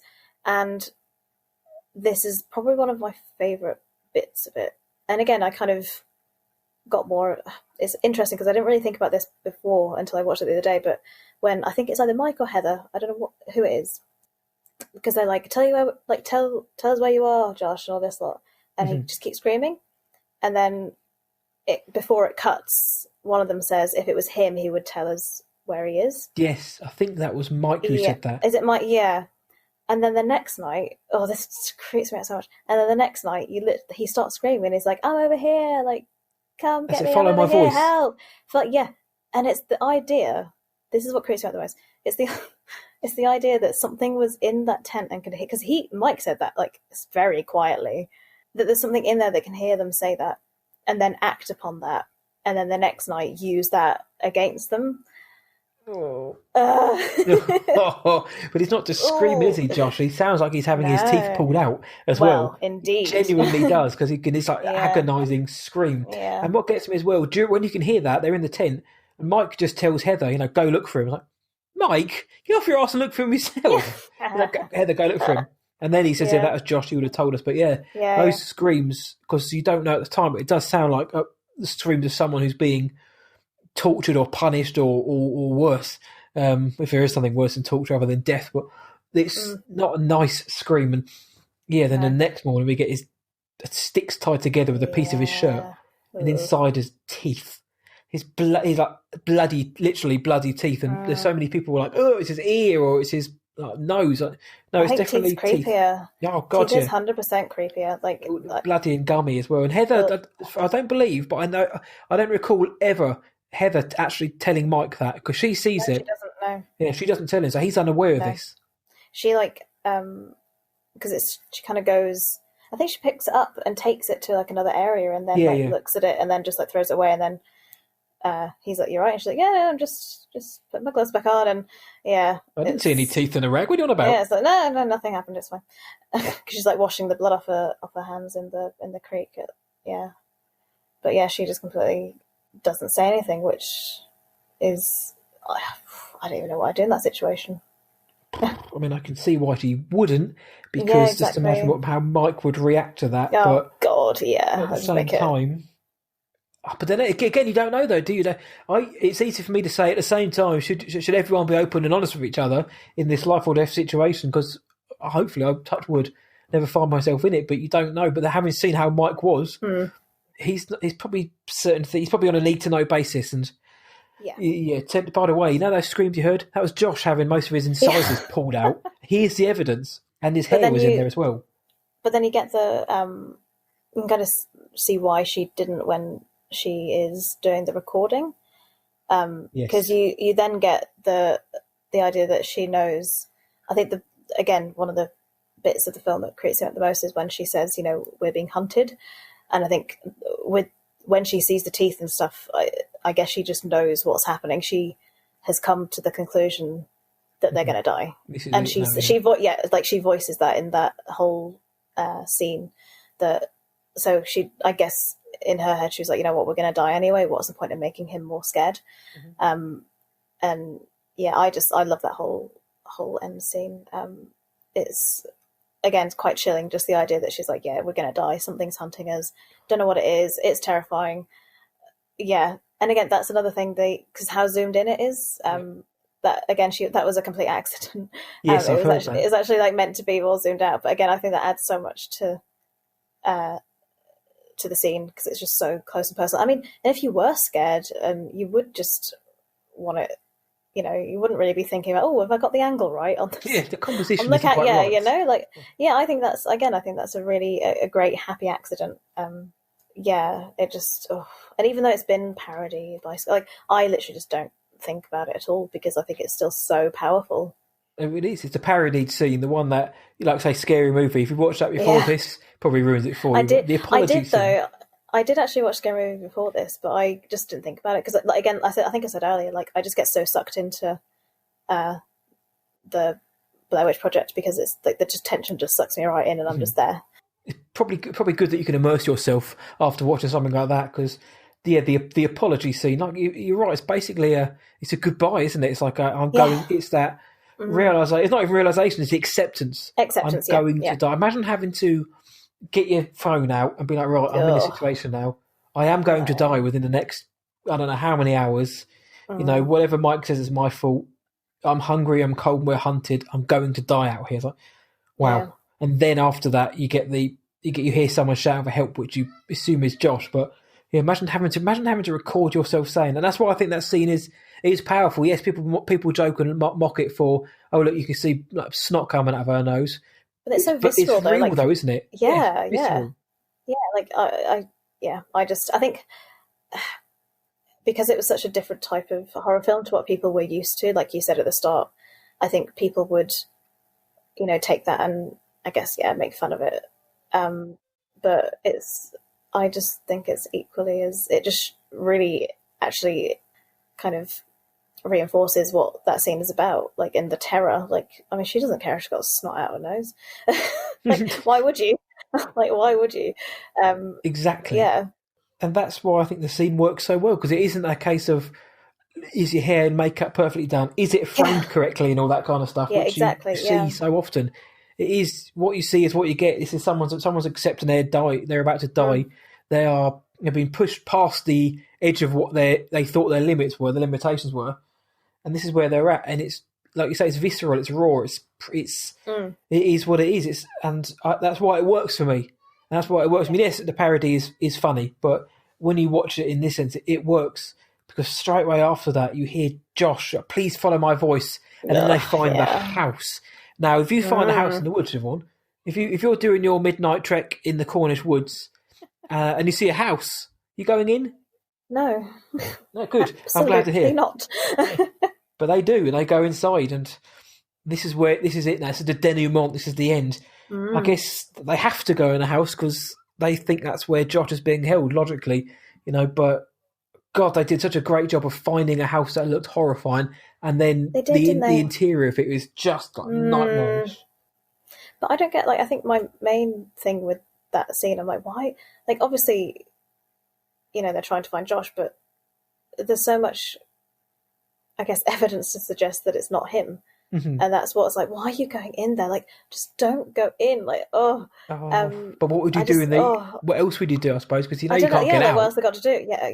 Yeah, exactly. But I would not be going in there. But that whole, I think the first time I watched it, I couldn't watch it fully. As in, I had to kind of like, because I do a thing in certain horror films. If I actually get a little bit too scared, I kind of like blur my eyes a little bit. So you just in case, like, I'm technically still watching it, but just in case there's a horrible jump scare, because I just don't like jump scares. I hate them so much. Mainly because I don't like being made to jump when it's not that scary. If you know what I mean. No, if you know, especially when you know something's coming, you just don't know when. I just hate it. I just don't like it. But I think the first time I watched it, I did kind of have to watch it like that. But then once I realised there wasn't a jump scare, I can literally watch it fine. And I'm literally hooked to the screen because it is so engaging, I think. And the handprints. The kids' handprints, which again you hear the interviewer talking about the in part, took the kids there and you see the handprints, and even though you know the end is nigh, that's kind of like that's just one more nail in the coffin. It's like, well, the kids' handprints, we know where you are and they know where they are now. It is probably the creepiest of creepy houses. Yeah, just from the outside, I was like, yeah. If it's up to me, don't fancy going in there. But I suppose if your mate's in there and you think in your mind, you believe that you can save someone, you're going in, I suppose. But it's the fear of the unknown. It's the way that you expect something to be there. You expect something to drop from the ceiling. You expect some loud bang to jolt you, but it's not. It's just them frantically running around and screaming. No, I hear him down. He's upstairs. I hear him downstairs, and the things you see on the wall, and like the runic language which is inscribed into the wall as well. It's like, fuck this. Basically, I don't think I've ever seen that. I don't think I've ever caught that. There is some on there. Yes, is there? I don't think I've ever seen that. It's watch it again. God, and it's just like, no, it is really like it's like a slow march to death. I'm always thinking, please take me instead. I can't handle this. And then obviously the bit at the end. Mike gets into the basement and he drops his camera and you just hear Heather screaming for Mike. And then you get the shot, don't you? The final shot. the shot. Oh. I love how in that bit I think you're hearing Heather it is from Mike's camera, isn't it? You're hearing. It has to be because she seems so far away. And then she gets, I think that is so, so cool. I love that just use of sound, because it's just, I like that they don't use it from her camera as well, because I think it's being, for some reason it's like from her perspective on the camera, and then it's the sound, the Mike, his camera's got the sound on it. I guess it's because is he the one who's got the sound equipment? Yeah, Mike is the sound that's guy. why. That's why then. But I think it's really, really just adds to it, because you can just hear it getting closer and closer and closer, and you're just like, don't come down here. Of all the places, don't go in the basements. Yeah, nothing ever good happens in a basement. No one wants basements. No. But I just, and again, like we've mentioned a lot, the ambiguity of him standing in the corner, and like it draws back right to the start of the film where, they tell you about him making a kid stand in the corner. Again, leaning into the fact that by this point, I'm convinced that it's like a supernatural thing, because why would he just be standing in a corner? He's a grown man. He's not a kid who's just been told to get in the corner. Yeah. Oh, yeah. Yeah, it just creeps me out. Oh, even if there is somebody there doing, like, directing him, in film, like there's a murderer in there. The idea that he's just waiting in the dark, and Mike is just willingly going to stand in the corner. It's horrible. It's such a classic bit of imagery and moment. Like the guy is just standing in the corner facing away, and there's so much that could be going on in that scene, and it ties everything up, like what we heard in the interviews. That we were told that there was a man who made the kid stand in the corner, but then we also have this supernatural stuff going on. We're led to believe that anyway, and it all it's a complete mindfuck. Like, what the hell is going on? Like, why is he stand? Why didn't he turn around? He knew she was coming. Why didn't he warn her? Why didn't he shout, "Don't come down here, or there's someone down here"? Yeah. What the hell's... Oh, and then obviously Heather runs in and her camera drops. She gets whacked and she falls down. So we never know what happens to any of them. We can probably guess what happens to them, but we don't know. But the scene of Mike in the corner is generally one of the most unsettling horror images I've seen ever, I think. And it's in terms of horror films, because for the reasons you and I have mentioned. Why is he doing it? Why didn't he say anything? Is he even alive? Is he just propped up? Who knows? Is he propped up? I don't know what's going on. Yeah. And I think as well, because it's how it's shot as well. Like it could, like if you Google like kind of paranormal like pictures and stuff, it definitely has that vibe of like a just like the graininess of it and like the creepiness of it, of like an image that is like a paranormal image, I just love that in the end bit. I think the camera only sees the corner because she's obviously going to focus on Mike, because that's who she's trying to look for. You literally don't see anything behind. It's just I love that it's like centered on the corner, because that's what Mike's looking at as well. But what I love about the end bit is how the camera drops and it kind of hesitates for a bit, and there's no jump scare, and it's excellent. And it's just like, we're just going to leave it. No, it's just, that's what it is. We're not going to do anything cheap. And I really appreciate that, because I think that's probably the thing about Paranormal Activity, the ending, that does frustrate me a little bit, because I don't like things up close in my grill. And like when it's like something like, I just don't, I don't, no. But I just like how you just don't really see anything, and it just makes it more creepy, and I think less, I guess, gimmicky is the word, which then makes it feel more real and less like scripted, and like we're going to try and make the audience jump now, It brings everything around full circle as well, to the idea that just the film itself, it's a film about 3 filmmakers who've gone missing. A year later, their footage was found. It's just, there's a blunt statement at the beginning, bookended by a very blunt ending. Guy stands in a corner. What's going on? Whack. Your camera falls down. There is no explanation. There's no one saying, "Oh, we finally got them," or witch sounds or anything like that. I hear lots of people say they don't like the ending for various reasons, but I think the end is extremely successful for this film. For everything that's come before and the build up, I think the payoff is superb. Oh yeah, definitely, because I think far too many films show too much and explain things in too much detail, and I think I just think we're too used to that. And I like it when I just like being able to kind of think for myself at the end of a film, and it kind of sparks discussion. Like we've been able to have so many different conversations during this whole discussion about this film, because there's so many different aspects that could be one way or another way, and I think that's what I like about it. Like it makes you talk, it makes you think, it makes you kind of imagine what it could be or what happened, and I think that's great. I just love how it kind of fosters discussion.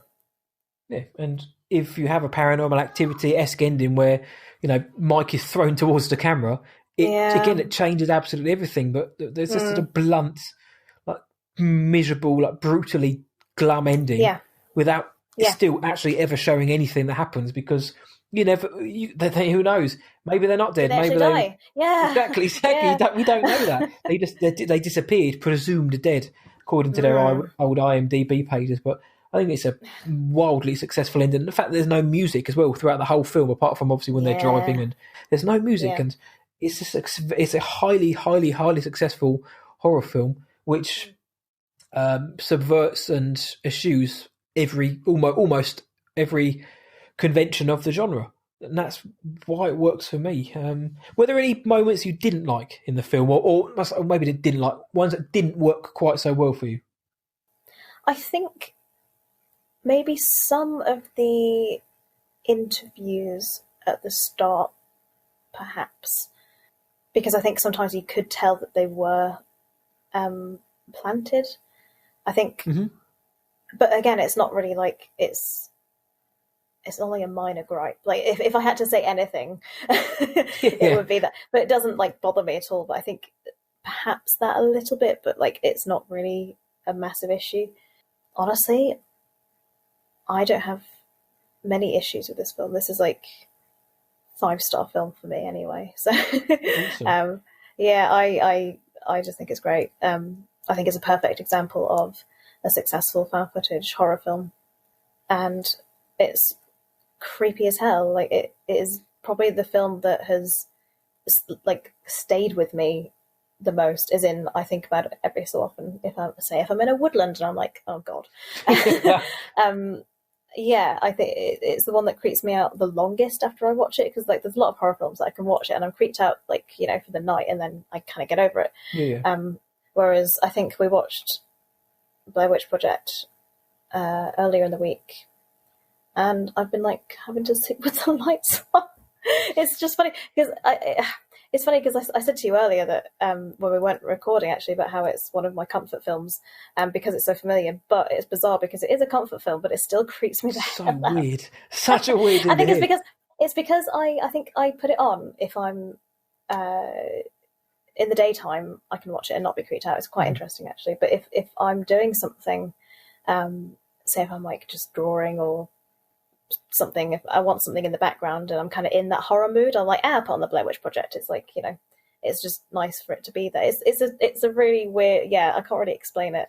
I can understand it, because I said I have a film or two like that where, because you're so comfortable with it, or you're so familiar with it, you don't even need to watch it. You can no. But you may also find yourself getting dragged into watching it because you're like, I want to see this scene, or the terror takes over. That's the but I've never heard this film, like I told you before, never heard this film be used as that. But I think that it doesn't creep me out if I watch it in the day. I'm fine. That's interesting. It's the only time when it really, really gets me is if I make the point of turning the lights off and watching it at night. That's when I'm like, oh no. So all the other times I'm perfectly happy with it. It's just really interesting. It really, like, once if I'm hooked onto it and watching it in the dark, then that's when it's not massively as comforting. But again, it's just that familiarity with it, I think, as well. The comforting image of 3 filmmakers going missing. Warm and fuzzy feeling inside of you. I'm pretty much with you on that. I don't find many faults with this. I didn't find many faults, with this film. Nothing at all which made me think, I wish that wasn't in there. The only thing I noted as a convention was, I think it was like the third night, when I mentioned when that half an hour in, you start hearing the rustling. I think one of them says, "What time is it?" And Heather's like, 3 a.m. I was like, did it have to be 3 a.m. like the witching hour and all that? Could they not have like made it up 2, quarter past 2. And I was like, But that was more just a case of like, I knew they were going to say 3 a.m. because it's just like the done thing in horror films. I always forget that 3 a.m. is a thing. Always forget that. It's the witching hour. But there was nothing in it otherwise, which I didn't. I could see what you meant about something like the 2 dudes fishing. They were the ones. Fishy. Yeah, they were the ones that were most like kind of not as convincing for me. No, I can see that. Okay, I've got two questions for you then. First one is, how do you think? Put you on the spot there. How do you think a younger person now would find this film? You know, with having seen like all these other horror films that come out, new and old, and the contemporary horrors. How do you think a new person would view this? Like a young person, sorry, like an 18-year-old would view this film? I think if they'd seen other films, it depends. The thing is, I think it all depends on the person as well, though. Like if they've seen a lot of other horror films and not seen this, maybe, then again they could be used to the kind of, you know, the jump scare, the dreaded jump scare. I mean, I have actually heard a lot of people say that it's like, oh, nothing happens, it's really boring. And I'm like, but no, it's not boring. No, I think again it depends on the person. I think it's all subjective. there is a lot of. I think now everyone knows that it's obviously not real life, and I think that is an interesting perspective to have going into it. Like as a person who knows that it's completely made up, that could be, I guess, that it would change the experience of it. Good point. Yeah, and I think again because like I said, the internet. Was it 20 years ago? Yeah, about 20 years ago. Yeah. Like 21, yeah. People, you know, it was, you know, going to believe stuff on the internet. And now it's just got to the point where it's like, don't believe everything you see on the internet. Yeah, the amount of crap that's on there now. You just say. Yeah, and it's like, there's just so much information out there. So I think, it'll definitely change the experience. And I guess it all depends on the person as to whether or not they find it scary. Like, I mean, there's some people who watched it when it came out who didn't particularly enjoy it either. So I guess it's like what kind of horror you're into. And like I don't knock anyone who does like jump scary horror because sometimes people do like the adrenaline, but I don't tend to watch horror films for the adrenaline kick at all. I can't handle the anxiety. I just like the kind of build up of the tension in different ways. And a lot of the time I like the story, and I actually like thinking about them afterwards a lot. But yeah, I think, like I said, with how the internet is, I think there's a definite difference in how people will watch it now. No, I think that's a good point. Yeah, if you back in the day with all the hoopla surrounding it and the cultural differences that we had in terms of the internet as a force for this kind of marketing, that gave a lot of the buzz and hype that the film generated was from that. Obviously now people have seen the images, they've seen the parodies, they know it's not real. So that's interesting. That interesting way to put it. And the last question I had was, what do you think about the fan theory that actually it was Mike and Josh who lured Heather into the woods to murder her? I have heard that one. I haven't actually given it much thought, so that's quite. I forgot about that actually. I think it's interesting because it does lend into that idea that it is human interference. I don't think it's the case. However, I think it's a really, really cool theory, and it is equally as creepy. I just don't think that's a thing. No, but I like the theory. I think it's very interesting to think of it like that, and it kind of changes if you watch it with that. Because I mean, I'm going to have to remember that now because I'm going to watch it and think about it in that way, and it'll probably kind of change it on that viewing, keeping that in mind.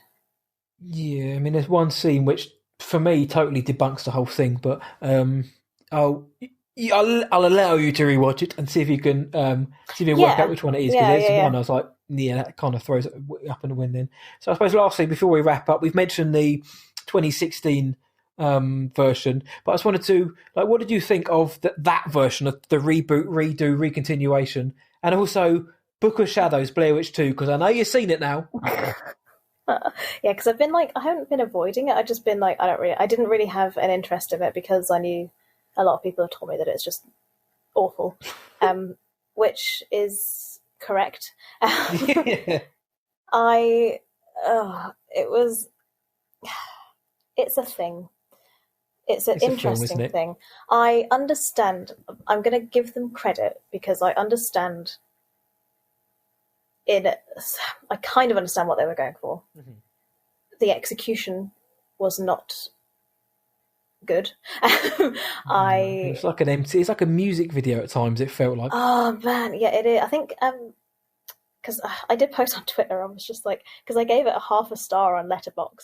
Good.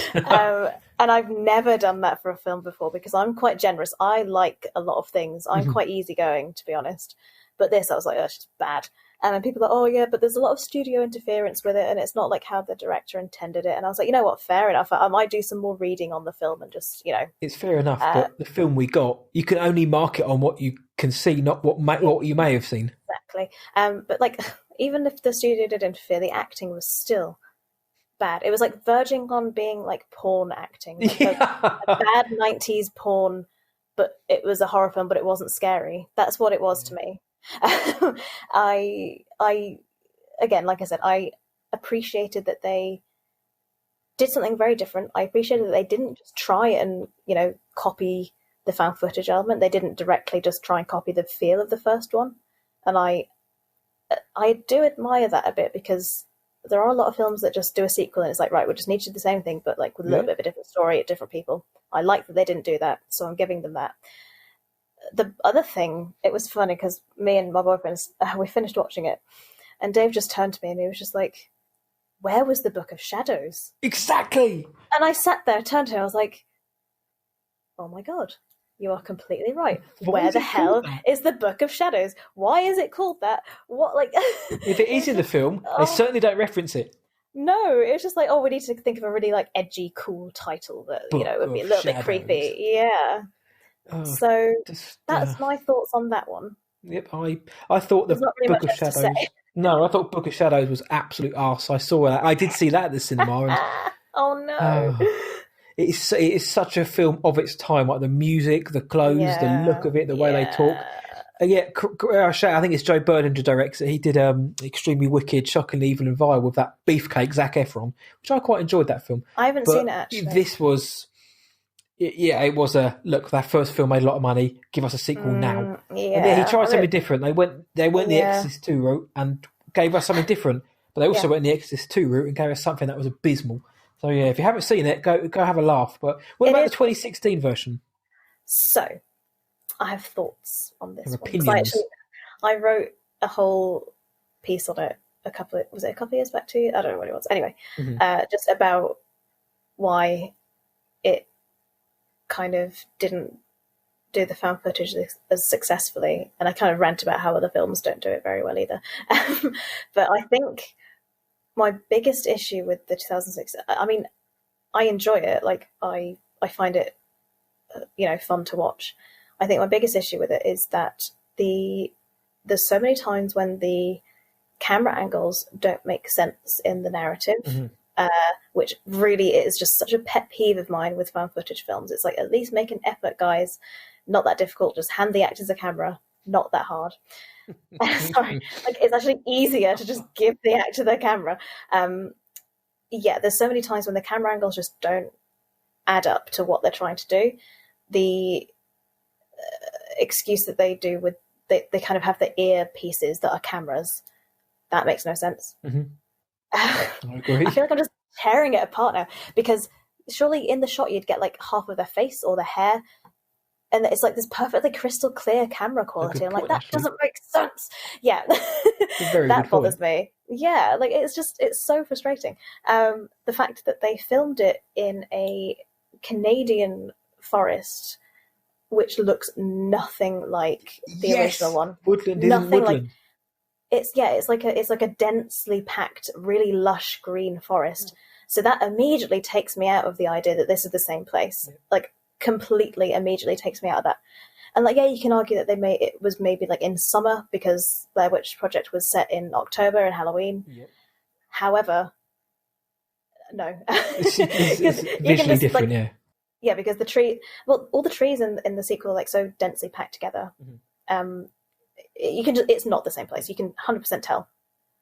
However, I do think that the first 3/4 are so remarkably dull, but I think the last quarter of the film is actually really scary. Like it really, it borrows a lot from things like Wreck and As Above, So Below, rather than the original. But fair enough. I think that the scene with the twig people, which I was going to briefly mention earlier, like how they kind of use that voodoo doll element. Yeah. I think that's a really good scene. I really do not like how you see the witch. I hate it. I hate it. And it's the fact that it's like that such generic, tall, kind of pale, withered looking thing that is such a kind of trope in horror films when they try and show you something really creepy, but they don't want to linger on it too much, or just over design it so it then is like a monster, if you know what I mean. Essentially, I think she essentially just looks like the girl creature at the end of Wreck. Wreck, yeah. Yeah, that's exactly what that's exactly what it pretty much looks like. I don't like that they showed you that. However, I will say the entire scene in the house I can't watch it very well because it's so creepy. I find it really hard to watch, like really, really hard to watch. And yeah, I appreciate what they were doing. I do think it is scary at the end.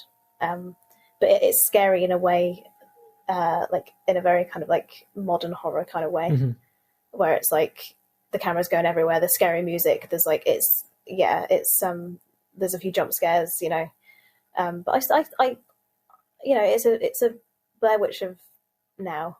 Yeah, it's a good way it makes sense that it's like that. And yeah, it's fine. I would still happily watch it after watching the Blair Witch Project, which I wouldn't do with Book of Shadows. Yeah. I thought the Blair Witch, 2016, I thought it was okay. I thought it was perfectly decent. I didn't mind elements of the first 3/4. There was far too many jump scares, far too many nauseating jump scares where people just jump out for no reason. And they didn't pay off. It's just like, oh, for God's sake. Yeah, it's like someone's missing. Someone's got a camera shouting for them. You know, any second now they're going to jump up and say, "Oh, I'm here!" Yeah. Scream in your face. I liked the fact that when they snapped the stick in half, that girl just got brutally she got suspirited. Awful. I was like, I actually really thought, wow, she did. Yeah. She got thrown around. I really, first time I saw it, I was like, well, now that is, you know, I like that. And yeah, at the end, they may as well have cast Javier Botet as the witch. He was the Medeiros girl and every other big gangly thing other than Doug Jones. Yeah. They might as well have carried that. But yeah, you're right. As soon as you saw it, I was like, I've seen this done in a better film. And it scared me exponentially more in Wreck. She's hella creepy. Oh, she's so creepy in Wreck. Ugh. Wreck is one of the films that really did scare me to the bone. I adore Wreck. Yeah, I love Wreck and it did that so much better with the skin. Yeah. I didn't mind the end of Blair Witch. I thought it was okay. I liked the scenes in the house, and I like the idea, like we mentioned, that there was some kind of like time and reality warp going on, and and how it played in. But yeah, it wasn't quite executed as well as it could have been. But for a follow-up, 17 years later, I thought it was quite good. It could have been a lot worse. I agree. I definitely agree. I think another thing that I actually forgot to mention was I really, really liked how at the start they show you like the film of someone running in the house. Mm-hmm. And then, I don't know if you noticed, like at the end of the film, what you're seeing is what you saw at the start. Yes. How weird is that? Yeah, it's like there is that. Who was that lame bloke? What was he doing? Was he? Yeah. Was he in it the whole time? It's really cool. I think that's really interesting. Like that's again, it doesn't tell you everything. It still kind of withholds stuff, which I appreciate because I don't like them telling us everything, but there's still like it's kind of drip feeding you a little bit more. And still having that ambiguity about it, which I appreciate. There was a lot they could have done to improve it, and like say, showing the witch and too many jump scares, and maybe making the characters a little bit more likable.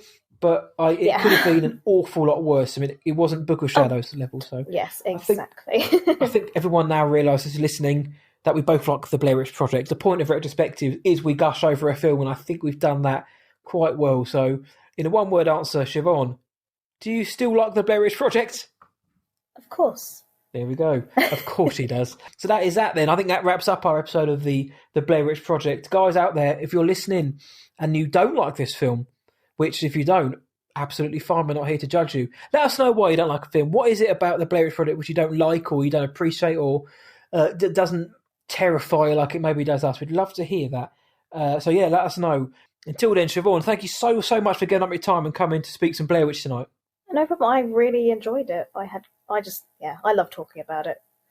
I could talk about it for hours, which we have. So we literally have, which is great. And I'm sure we can get you back on to talk about Paranormal Activity, because now I really want to rewatch that film. I would love to talk about Paranormal Activity because I feel like it doesn't get as much love in the horror community as I think it should do. So I would love to just chat about how much I love it. All right, we'll shoot the breeze about that, right? Hell yeah. In the weeks and months to come, there will be another one, because I really want to rewatch that. But yeah. In the meantime, though, you've mentioned Letterboxd. We've mentioned that you are all over the internet and the social world with your work. If people out there want to find you, where can they online? So pretty much everywhere my username is Siobhan of the Dead.